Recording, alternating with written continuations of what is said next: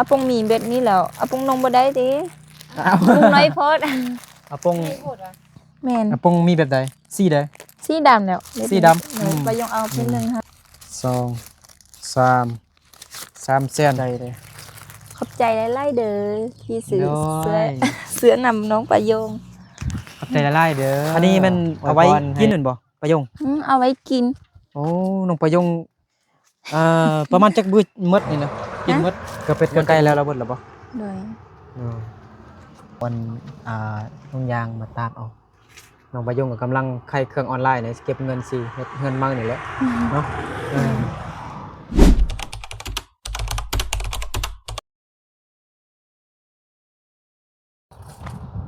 มื้อนี้ฟ้าบดอยู่เลยแต่ก็กำลังเห็นแสงตะเวน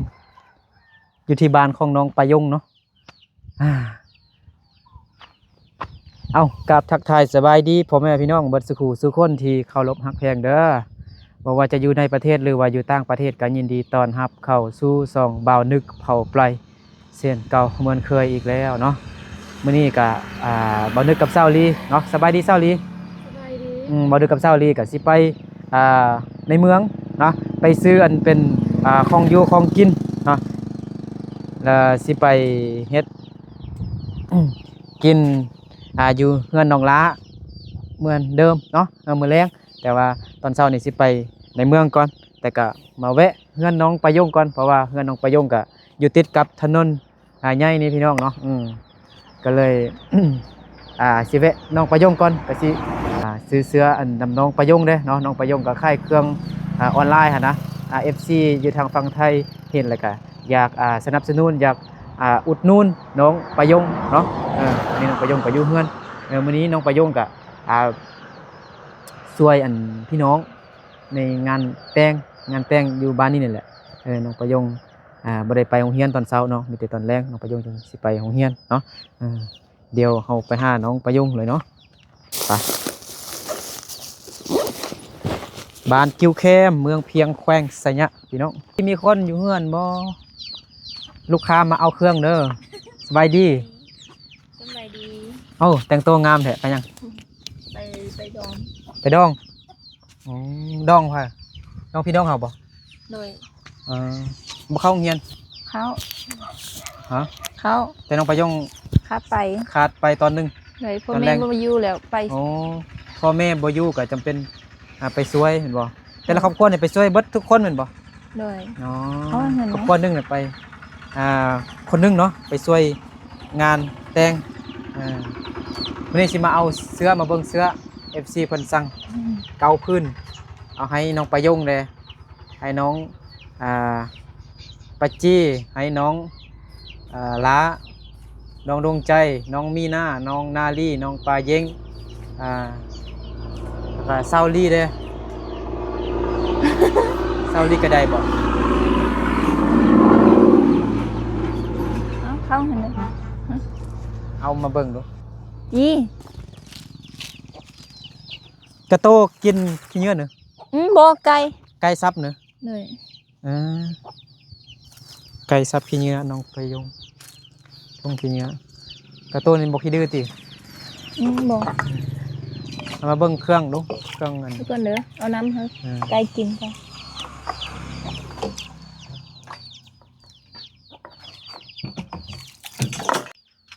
น้องประยงเอาเครื่องออกมานอกหน่อยก็ได้มันแจ้งดีเลยปะนี่ก็ได้มาเบิ่งเสื้อก่อนสั่งเกาซินเจอร์เบิ่ง FC เพิ่นทักมาได้เซาลีอัน 1.0 เลย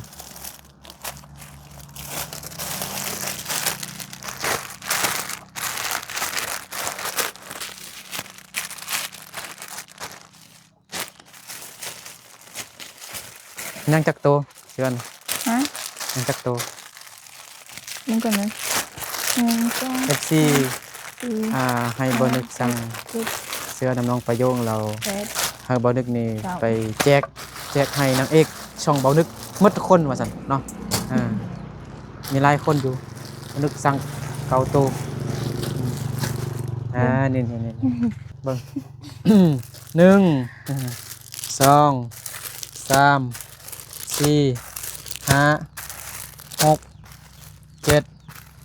แปดเก้านั่งลงน้องประยงเอาตัวใดเลือกเอาเลย ประยงนะโอ้ เอาเลยซื้อแล้วก็แจกเอาให้น้องประยงเนี่ยเอาให้เจ้าของเนี่ย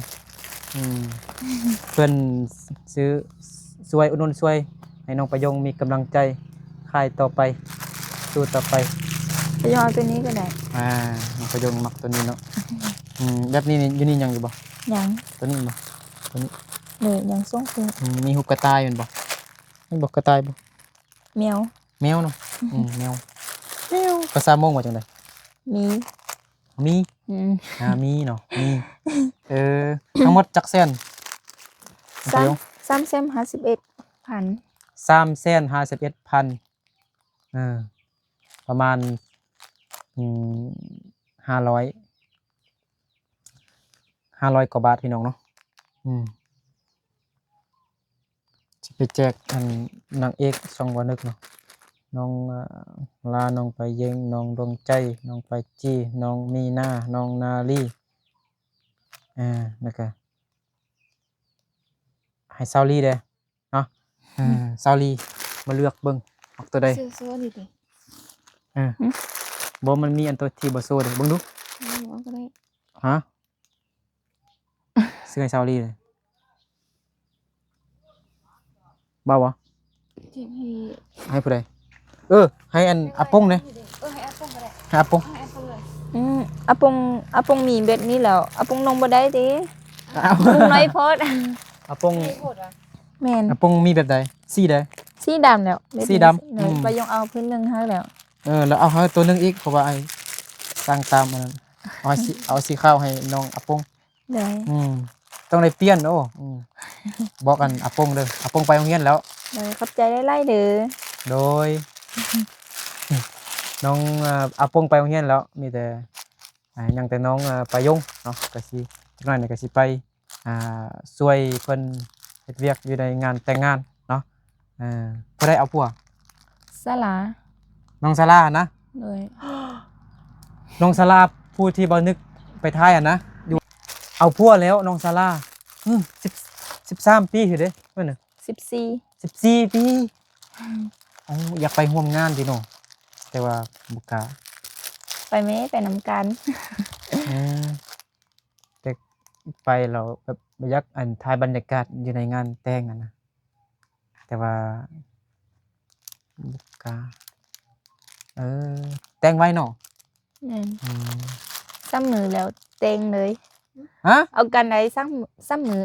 เอาการใน3 มื้อก็แต่งเลย เลย ไวขนาดเนาะวัดไอายกับเอลี่เอากันได้6 ปีแล้ว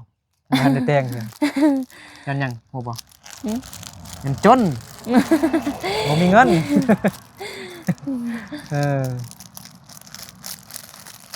ประมาณ100 ล้านนี่ก็ยังคิดว่าบ่พอเถิดนะมีพี่น้องหลายเอิ้นพี่น้องมาร่วมนำศาลาไว้ขนาดเนาะ แม่น 14 ปีเอากันอยู่นำกันแค่3 มื้อแล้วเอาเลยเนาะน้องประยงเด้บ่อยากเอาเถิดเด้อ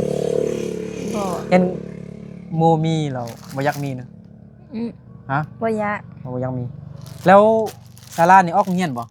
หรือว่าบ่ออกเลย อดแล้ว ปีนี้บ่ได้เข้าโรงเรียน ปีนี้บ่ได้เข้าโรงเรียนบ่ เลย เขาฮอดแต่ม.3 บ่ เลย บ่ได้ขึ้นม.4 สำเนาะเอาพัวก่อนเอาพัวแล้วก็เฮ็ดหยัง เฮ็ดไทย ไปให้เห็นบ่เจียลูกเจียทางทงทางอีหยังไปให้นอนให้เนาะมีความสุขแดดร้อนแล้วก็อันนั้นอันนี้ก็แล้วแต่เนาะ14 ปีเนาะ แม่น ไวขนาดถ้าแม่นอยู่ต่างประเทศนี่หรือว่าอยู่ในเมืองยกเว้นอยู่ในชนบทซั่นซะอายุส่ำนี้เขากำลังศึกษากำลังเรียนถ้าอยู่ต่างประเทศเนี่ยยังบ่ฮู้อันผู้บ่าวผู้สาวเท่าไหร่14 ปี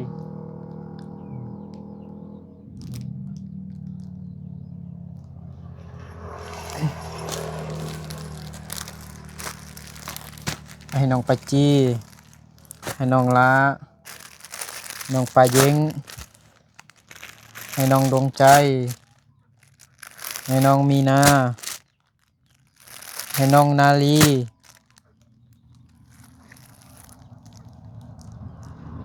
ให้เศร้าลี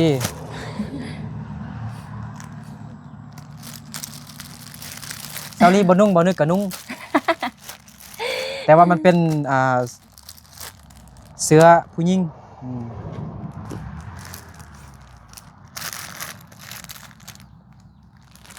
ยังเหลือตัวหนึงนี่ให้ล้านอายกันดูมัน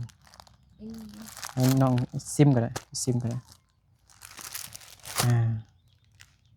คันน้องไม้อันผู้แค้นหักกันนุ่งบ่ได้ที่หนอของผู้ใหญ่หนอผู้ใหญ่ก็ เบ็ดนี้ได้ดีหมูหูใช่ไหมเบ็ดนี้หมูยืด มันยืดบ่ เ แบบนี้บ่นี่ก็ยืดบ่ ฮะ ยืดบ่นี่เสื้อน้องนุ่งนี่มันยืดบ่ ยืด มันจะเป็นแบบแค่แบบนี้บ่ เลย เอามันจะได้บ่แต่มันหัดเดี๋ยวก็ฮะอันใดแกะมึงดูคันอันนั้นแล้วก็เอาให้น้องไม้ก็ได้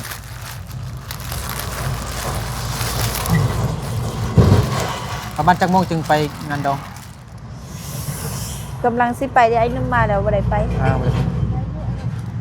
ได้วะคือหูใดจังเราตุ้ยก่อนผู้ใหญ่ก่อน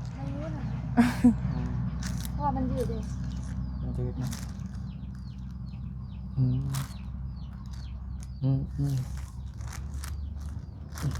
351,000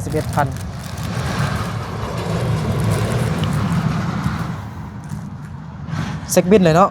ฮะ จ่ายเงินเลยเนาะ ได้ น้องสิไปต่อยอดไปซื้อมาอีกขายต่อ1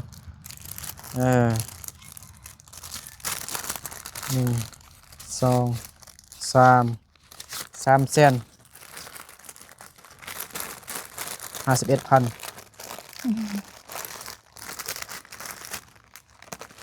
เอาให้4 แสนเลยบ่มีเงินทอน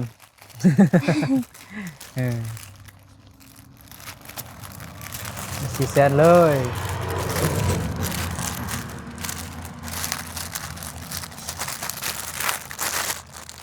เอ้า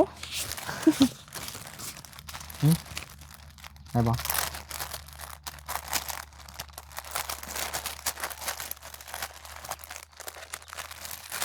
แจ้งคืนได้บ่ เส้นโทรศัพท์น้องไปอยู่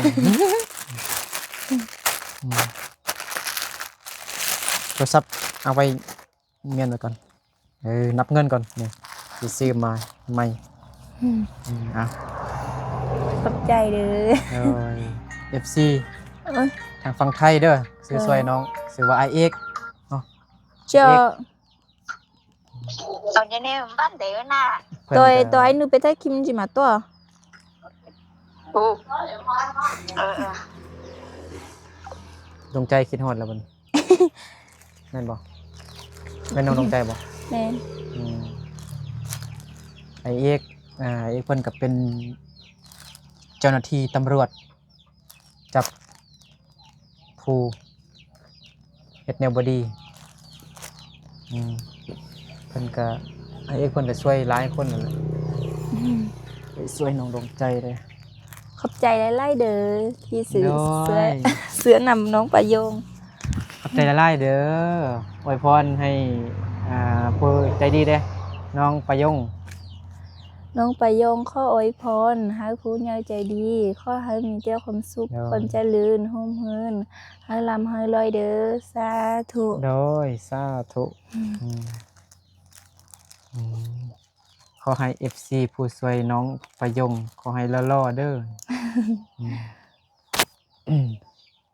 ก็ล่อแท้เด้ FC ดีใจนำน้องประยงคลิปน้องประยงกับคนเบิ่งหลายอยู่เด้เขาบ่ซื้อสวยบ่ เขาแล้วเขาเอาเก็บไปทางนะประโยงบ่มีแล้วเขาบ่มีมันซีออนแล้วเขาบ่ซื้อ อ๋อ เฮ็ดไปหา ประโยงบ่ฮู้ไปเฮ็ด ไม่เฮ็ดอยู่เอามาสินี่เอาไม่แต่งเอาไป จะบอกเขาก็อีตังค์ อ๋อ เขาสิ อืมไอรีพาไปเฮ็ดก็ได้ อืม ไอรีก็ฮู้อยู่ดิฮู้นึนั่นไปเลยได้เสียค่าเท่าไหร่ บ่ได้เสียนี่แหละบ่ได้เสียมีแต่เขาไปตังค์ให้เขา ไปตังไปแจ้งสิ ไปแจ้งเขา อ่า มือได้วางหาสิไป อืม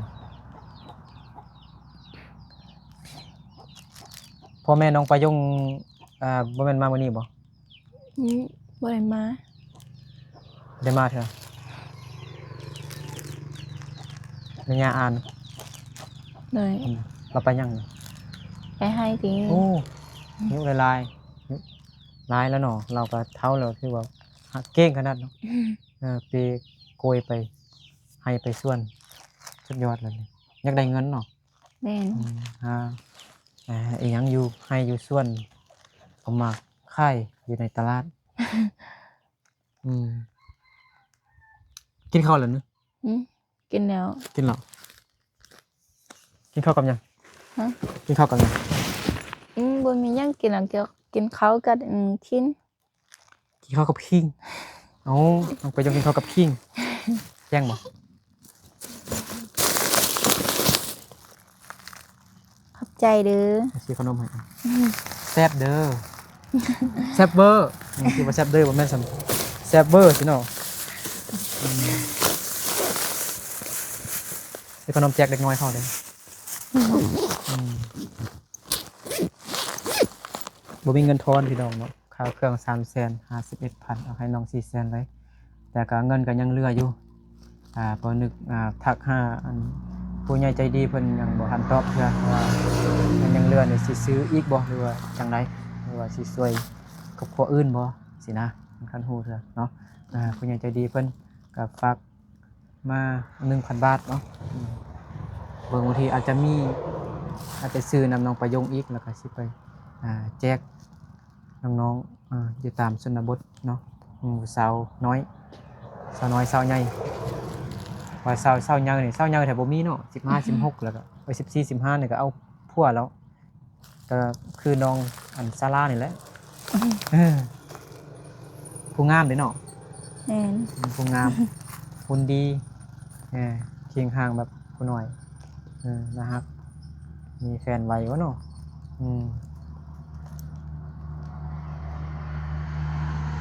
คนมองอันนี้แบบมักกันเอาลูกเนาะว่า แม่น มีผัวแล้วก็ เอาลูกล่านะวัดอ้ายเราผู้เดียวคันสิเอาแล้วก็คิดอยู่นะโอ้ยันบ่มีเงินซื้อนมให้ลูกกิน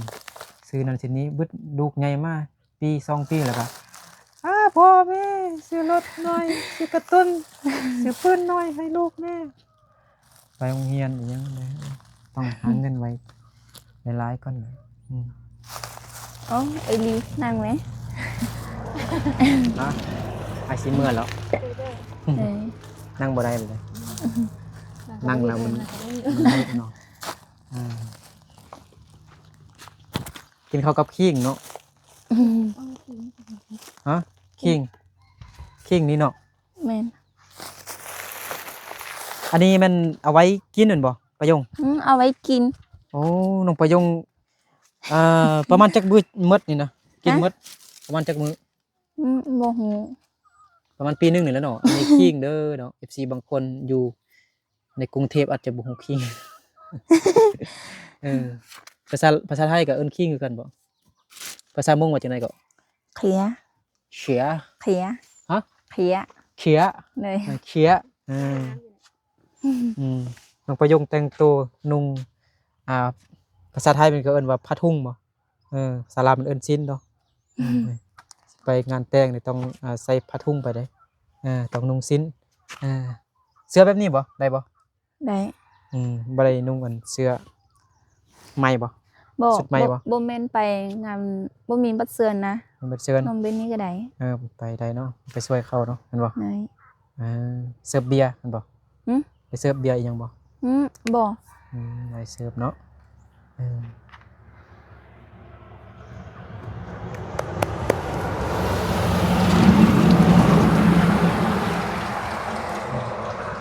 ก็เป็ดก็ใกล้แล้วเราเบิดแล้วบ่ โดย เอออัดตึม5 นาทีเป็น4 นาทีไปกินเขาว เอาแม่นเนาะเอากระโตจะกินขนมเนาะเดี๋ยวเอาขนมมากระโตกันเอาขนมอยู่นี่ก่อนเอา กินขนมตลอดแม่ง กระโตนะ ไอ้หนึ่งมาตอนได้เหรอได้กินตลอดนี่ นึกว่าก็อยากกินขนมเนี่ย เยอะให้เพื่อนเหรอ ให้น้องหน่อยเนาะเจ้าดีใจเด้เนาะกินน้ำกันเนาะอยากกินเอามาก็จะกินขนมคือคนน่ะเนาะนี่ต้นมันอยู่บ้านคุณก็เลี้ยง4 ตัว 5 ตัวกับมาเข้าเด้มาเข้ามาลิดน้ำมาลิดน้ำมาเฮา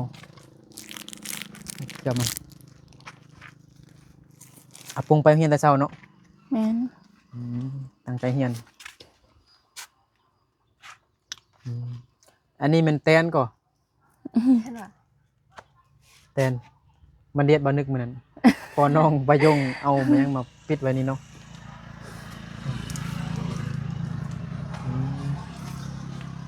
นี่เฮ็ดอันนี้เพื่อหยังนี่นะ บ่ฮู้ บ่ฮู้เข้าประตูวีว่าเขาเฮ็ดแบบนี้กันเนาะ แม่น เฮ็ดอันหาทางเข้าไปบนในงานแต่งหั่นน่ะเบิ่งเฮือนน้องประยงเนาะสู้ชีวิตแฮงพี่น้องมาเบิ่ง นี่ไปตาอีกต้นแฮงเบิ่งเอาอันตรงยางมาตากเอาน้องประยงก็กำลังไขเครื่องออนไลน์เนี่ยเก็บเงินสิเฮ็ดเงินมั่งนี่แหละเนาะ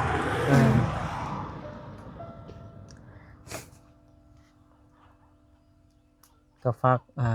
น้องประยงนำFC เบิดทุกคนนั่นแหละพิจารณานำกันเนาะอยากช่วยเหลือน้องเนาะหลายต้นเนาะทางนี้ก็เป็นปองใหญ่ๆเนาะ ตั้งบ่บังเนาะตั้งเฮ็ดให้มันแจ้งกันบ่ โดย คันมีฝนพระมานี่เปียกหมดเด้ แม่น เห็นบ่นี่ฝนตกนี่บ่ฮิเปลี่ยนอาญานี่เปียกแท้น้องประยง เปียด นี่ไกลขึ้นไปเคลียร์พี่น้องเห็นบ่เป็นปองไว้มันแบบมันด้นได้นะยาคามันก็เลยเน่ามันบ้างเนาะซัมบ่นำนี่ไกลยังขึ้นไปเคลียร์อีกซ้ำเติมอีก ยังเป็นปองเนาะเงินน้องประยงยังบ่ทันมีไฟเทื่อโซลาร์เซลล์2 เครื่องใส่ได้หมดบ่ โดย แล้วมื้อแรกนี่เฮ็ดกินอยู่เฮือนเวลาคือเก่าเด้อ โดย อาสิซื้อ ยั ซิ ง หมู กิน มา ก่อน ซื้อซิหมูมา อ๋อ มาเฮ็ดต้มเค็มซิหมูมาจาก10 โลฮะฮะ ตุ้มยังต้มเค็ม ตุนหมู ตุนหมูภาษาไทยบ่ตุนหมูเคยกินบ่ บ่ เคยกินเนาะเป็นน้ำเรื่องๆเป็นสีเรื่องๆใส่ซีอิ๊วใส่น้ำปลาอีหยังบ่นึกก็บ่ฮู้เนาะซาลีจัดการนำน้องประยงน้องดวงใจน้องลาน้องปัจจีแดนี่แรงซื้อมา4-5 โล 6 โลพอบ่ พอเนาะ5-6 โลเนาะ ผู้ละ1 โล โลละ85บ่หรือว่า90นี่เนาะถ้าไปนี่น่ะก็สิไปช่วยเวียกยงไปงานแต่งนี่ไปช่วยอันเฮ็ดหยังแต่งกินบ่หรือว่าล้างถ้วยล้างบวงหรือว่าเสิร์ฟอาหาร โดยไปแล้วมีเวียนยังเหรอเฮ็ดเลย อ๋อเฮ็ดเลย ยังบ่ฮู้ว่ามียังเฮ็ด เห็นผู้บ่าวก็ล้มเลยเห็นบ่ บ่ บ่แม่น บ่ คิดว่าเห็นผู้บ่าวแล้วล้มเลย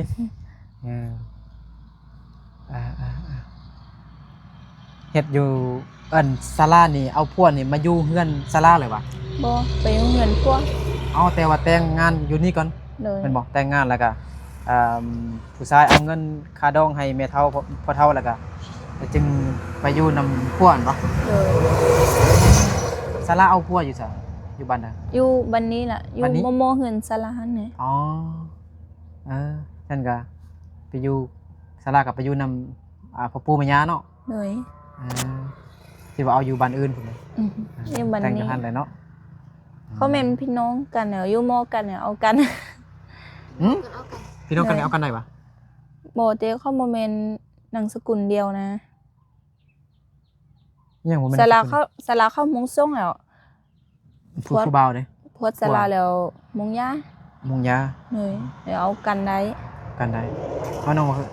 เป็นพี่น้องกันกันบ่แม่น พี่น้องกันแต่บ่แม่น พี่น้องแต่บ่แม่นนามสกุล เนี่ย ก็ฟังก็งงๆจังน้อยเนาะ FC ฟังก็งงๆเลยแม่นนะมันบ่แม่นนามสกุลมันเป็นแบบเขาเอิ้นว่าเชื้อสายเนาะบ่แม่นนามสกุลเชื้อสายแบบตั้งแต่เดิมมาพุ่นน่ะตั้งแต่กี้ๆพุ่นน่ะแบบมันจะมีมงชงมงเหล้ามงยางมงท่อมงวือมงชงอิหยังเนาะ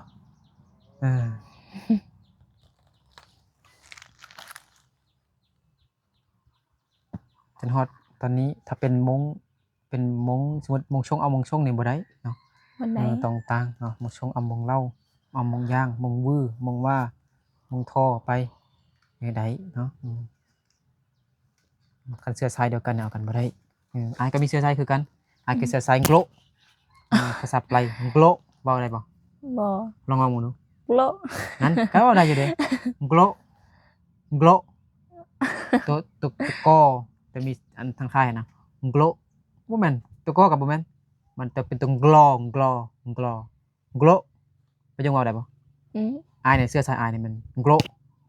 พอแมันอ่ากอดเสื้อสายกอดเป็นแบบนั้นนะคนไกลนับถือศาสนาพี่น้องประยงก็นับถือศาสนาพี่เหมือนบ่ แม่น เวลาคนเสียชีวิตนี่เผาก็ได้ แต่ว่าส่วนหลายเนี่ยจะฟังเอาอันนะถ้ามีคนเสียเผาอายคือกันไม่ได้เผา ฟังดินฟังดินรับสบาย รับไปสบายยาวนานมาตื่นเลยเธอจักนาทีแล้ว นั่นแหละประยงกันสิไปเฮ็ดเวียกซอยเข้าอยู่งานดองนะพี่น้องนะวันเด็กกับสาวลีก็สิเดินทางไปในเมืองก่อนไปซื้อเป็นของอยู่ของกินสิมาแต่งกินอยู่เฮือนน้องลาคือเก่าเนาะมื้อแลงนี่ก็เจอกันเนาะมีน่าจะยันแต่น้องปลาเยิ่งนั่นแหละบ่ได้มาร่วมนำเฮามื้อแลงนี่เนาะดวงใจนี่น่าจะบ่ได้คัดของอีหยังแล้วเนาะต้องมาแล้วเนาะน้องปลายงมาแล้ว น้องใจน้องปลายงน้องละน้องปลาจี้ถ้ามีน้องปลาเยิ่งมันยังบ่ใครเด้นางปะตุนนี่น่าจะมีเวียกเด้เนาะลองชวนเบิ่งมื้อแลงมาบ่จะใครนางเอกหลายคนมาเข้าในคลิปเดียวกันนะมารวมตัวกันคลิปเดียวนางเอกอยู่บ้านคิวแคมแต่อยู่บ้านอื่นก็มีหลายอยู่เนาะโอเคเนาะ